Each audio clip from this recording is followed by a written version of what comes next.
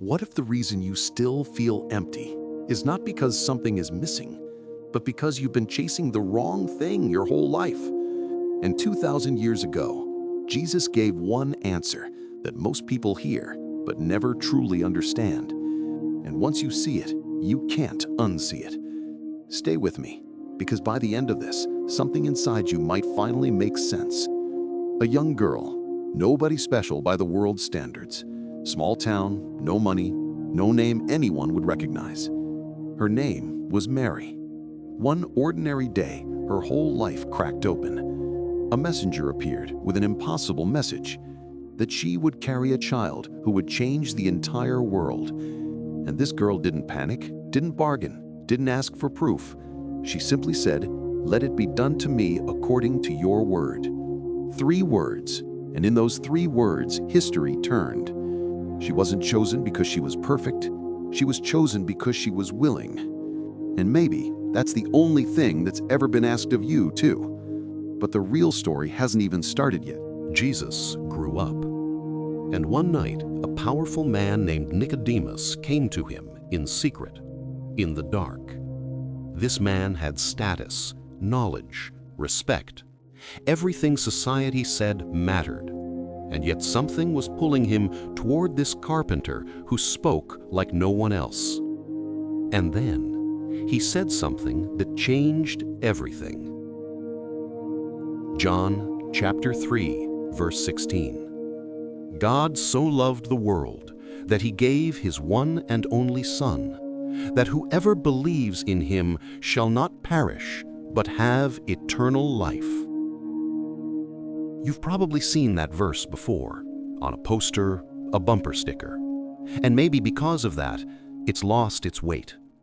So slow down for just 1 second. It doesn't say the righteous. It doesn't say the put together. It says the world, the broken, the lost, the ones watching this at midnight because something inside them won't settle. That includes you. Yes, you. But here's where most people make their biggest mistake.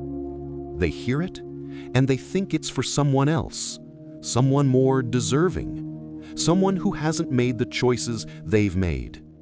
And that single thought keeps them from the one thing they've been searching for their whole life. But what I'm about to share next changes everything. There was a man named Peter, a fisherman. Loud, impulsive, acts first, thinks later.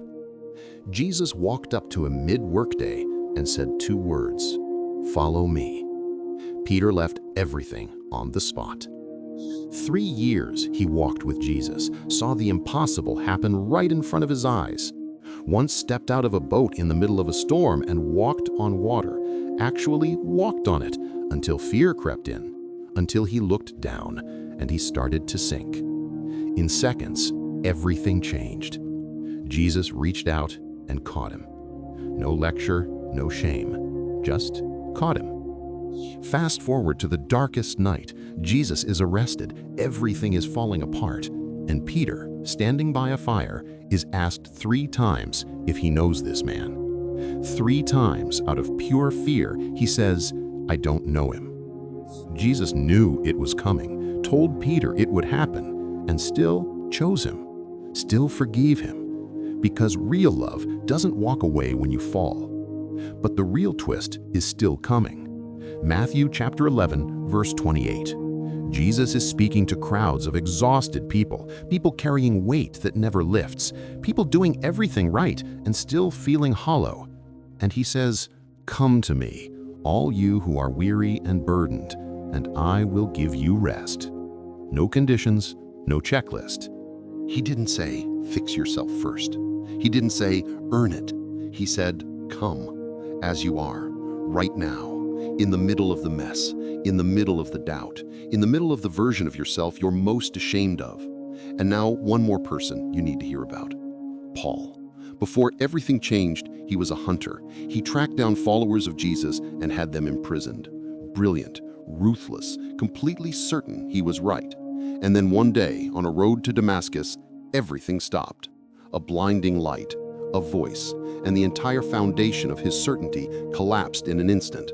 That same man, the one who seemed the furthest from grace, became the most powerful voice of grace the world had ever seen. He wrote in Romans chapter 8, verses 38 to 39, "Neither death nor life, neither angels nor demons, neither the present nor the future, nor anything else in all creation will be able to separate us from the love of God." Nothing. Read that again.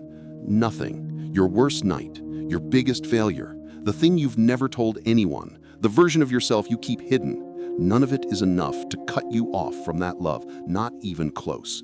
And this is where the real shift happens. Mary said yes, without knowing how it would work. Peter came back after his worst moment. Paul turned around in the middle of a road going completely the wrong direction. Every single one of them was met not with judgment, but with more grace than they knew what to do with. And that same grace is available to you. Not when you're better, not when you've sorted your life out. Now, tonight, exactly as you are. So if you're tired, if you feel like it's too late, if some part of you believes you're too far gone for any of this to apply to you, hear this. The invitation is still open. Come to me, all who are weary. He is still saying it right now to you. Maybe this isn't just a video you clicked. Maybe this is the moment something inside you was meant to shift.